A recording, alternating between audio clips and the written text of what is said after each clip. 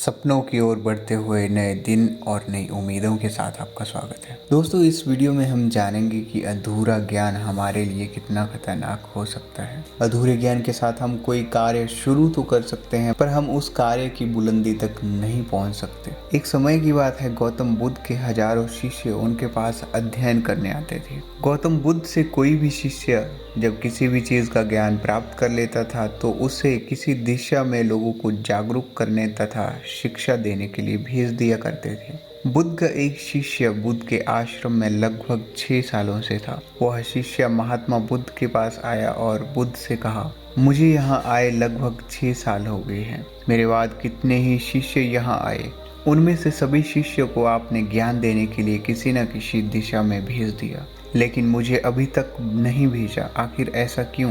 क्या मुझे आपका ज्ञान प्राप्त नहीं हुआ है? बुद्ध मुस्कुराए और बोले, यह तो तुम्हें खुद ही समझना पड़ेगा कि मेरा ज्ञान तुम्हें प्राप्त हुआ है या नहीं। शिष्य बोला, हे बुद्ध, आपने इन 6 सालों में मुझे जो भी उपदेश दिए मुझे सब याद है। आपकी बताई हुई हर एक बात मुझे याद है। आप कुछ भी मुझसे पूछ सकते हैं, मैं उत्तर देने के लिए तैयार हूँ। आप मुझे एक मौका दीजिए ताकि मैं किसी भी दिशा में जाकर लोगों को अपने ज्ञान के बारे में बता सकूं। इस पर बुद्ध ने कहा कि ज्ञान की बात को याद रखने से कोई फायदा नहीं जब तक तुम उस आदत को खुद में नहीं अपनाओगे। शिष्य ने कहा, जो भी हो, कृपया मुझे एक मौका जरूर दीजिए।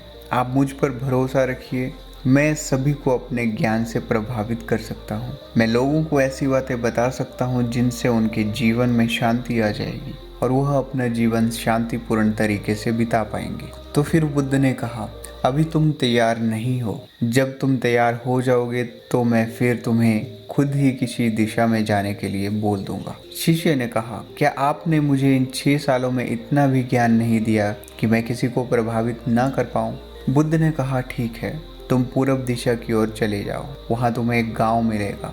वहां से भिक्षा मांग कर लाना और अपने ज्ञान से लोगों की मदद करना। कल सुबह ही तुम अकेले जाना और शाम को आकर मुझे बताना कि तुमने कितने लोगों की सहायता की। शिष्य यह बात सुनकर बहुत खुश होता है और आशीर्वाद लेकर चला जाता है। वो रात भर ज्ञान समेटता रहता है और मन ही मन सोचता है कि मैं वहाँ ज्ञान की ऐसी छाप छोड़ूंगा कि वहाँ के लोगों के साथ बुद्ध भी मुझसे प्रभावित हो जाएंगे। सुबह उठकर वह महात्मा बुद्ध को प्रणाम करने गया।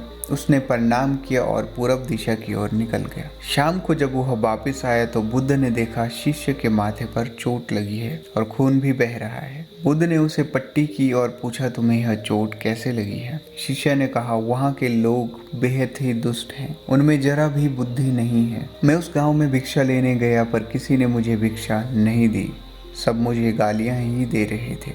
एक व्यक्ति मिला जिसने भिक्षा तो दी लेकिन नीचे फेंक कर कहा कि इसे उठा लो। मैंने उन्हें काफी समझाया लेकिन मेरी बात सुनने के लिए कोई भी तैयार नहीं था। उन्होंने मेरे साथ हाथापाई की जिससे मुझे चोट लग गई। बुद्ध, आप मुझे दूसरी जगह भेजिए जहाँ लोगों में ज्ञान हो और वह इस तरह के ना हो। बुद्ध शिष्य की बात सुनकर मुस्कुराए और बोले, अगर दूसरे गांव में भी ऐसे ही लोग होंगे तब तुम क्या करोगे? शिष्य ने कहा, हे बुद्ध, मैं ऐसे लोगों को कोई ज्ञान नहीं दे सकता। वह लोग अज्ञानी हैं, उन्हें कौन समझाए?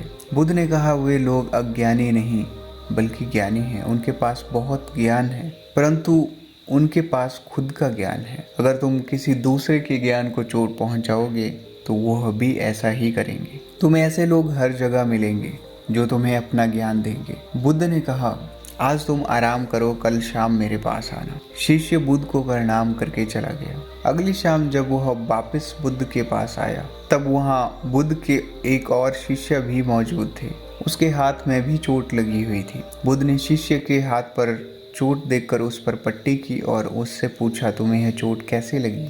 शिष्य ने कहा, आपने मुझे पूरब की ओर एक गांव में मुझे जाने के लिए कहा था तो वहीं मुझे यह चोट लगी। बुद्ध ने कहा, तुम्हारे साथ वहाँ क्या क्या हुआ मुझे बताओ। शिष्य ने कहा, वहाँ पर जब मैंने सबसे भिक्षा मांगी लेकिन किसी ने भिक्षा नहीं दी। एक व्यक्ति ने भिक्षा दी तो जमीन पर फेंक कर दी और कहा कि उठा लो। तो मैंने उसे उठाकर अपने झोले में रख लिया और मैंने उसे सफल होने का आशीर्वाद दिया। तब उस व्यक्ति ने मुझसे कहा, आप बड़े अजीब लगते हो, मैं आपका अपमान कर रहा हूँ और आप मुझे आशीर्वाद दे रहे हो। तो मैंने उनसे कहा कि आप दानी हो, आपने मुझे दान दिया है, इसीलिए मैं आपको आशीर्वाद दे रहा हूँ। फिर मैं वहाँ से आगे चला गया तो कुछ लोगों ने मुझे वहाँ से वापस जाने के लिए कहा और उन्होंने मुझे कुछ अपशब्द भी कहे। फिर मुझ पर पत्थर फेंके जिससे मुझे चोट लग गई। और जब मैं वापस आ रहा था तब मैंने रास्ते में एक माँ को रोते हुए देखा। वह अपने बीमार बच्चे को लेकर चिंतित थी। मैं तुरंत जाकर जंगल से जड़ी बूटी लेने के लिए गया, लेकिन वहाँ कुछ लोग जड़ी बूटी नहीं लेने दे रहे थे। फिर मैंने उनसे विनती की कि मुझे उस बच्चे के इलाज करने दें, फिर बाद में आप जैसा कहोगे मैं वैसा ही करूँगा। फिर जिस व्यक्ति ने मुझे भिक्षा दी उसने गाँव वालों को समझाया, तब उन्होंने मुझे जड़ी बूटी लगाने दी। उसके बाद वह बच्चा ठीक हो गया। फिर जिन गाँव वालों ने मुझसे अभद्र व्यवहार किया था उन्होंने मुझसे माफ़ी मांगी और धन्यवाद कहा। फिर मैं वहाँ से चला आया। हे बुद्ध, मेरी आपसे विनती है कि उस गांव के लोग बहुत ही भोले हैं। क्या मैं रोज उसी गांव में जाकर भिक्षा मांग सकता हूँ? यह सभी बातें पहला शिष्य खड़ा होकर बड़े ध्यान से सुन रहा था। उसने सुनते सुनते ही बुद्ध के चरणों में गिरकर कहा, हे बुद्ध, मैं समझ गया हूँ कि अभी तक मैं उस लायक नहीं हुआ कि मैं दूसरों को ज्ञान दे सकूं। बुद्ध ने कहा, हमें बाहर से वैसे ही लोग दिखाई देते हैं जैसे हम अंदर से होते हैं। जब तक हम स्वयं को नहीं बदल सकते तब तक हम किसी को भी नहीं बदल सकते। खुद में बदलाव लाना ज़रूरी है।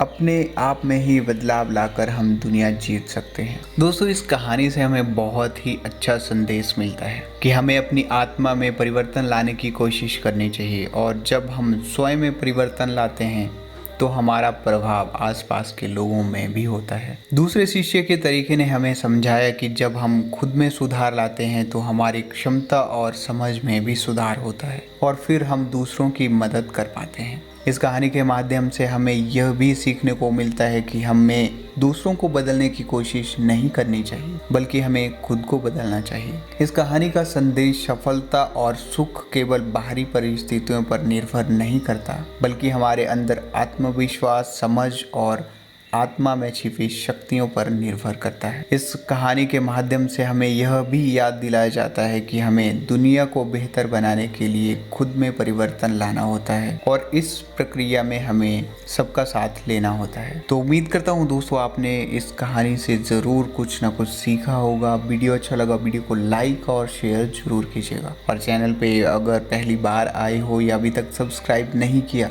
सब्सक्राइब कीजिए। पास में बने बेल आइकन को भी दबा लीजिए, तभी आने वाली वीडियो आपको सबसे पहले मिलेगी। तो मिलते हैं अगली वीडियो में जल्दी। हमारे साथ आप बने रहिए। धन्यवाद।